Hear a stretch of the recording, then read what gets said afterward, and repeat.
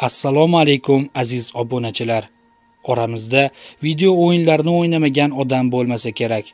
To'g'ri, video o'yinlarini o'ynamaydigan odamlar ham bor, lekin ular barmoq bilan sanarlidir.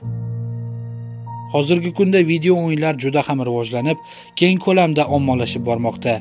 Ayniqsa, mahalliy tarmoq yoki internet orqali o'ynaladigan o'yinlar bugungi kunda peshqadamlik qilmoqda.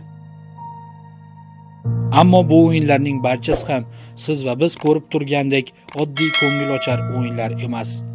Ayrimlari daromad maqsadida yaratilgan bo'lsa, yana ayrimlari qora niyatlar bilan yaratilgan bo'ladi.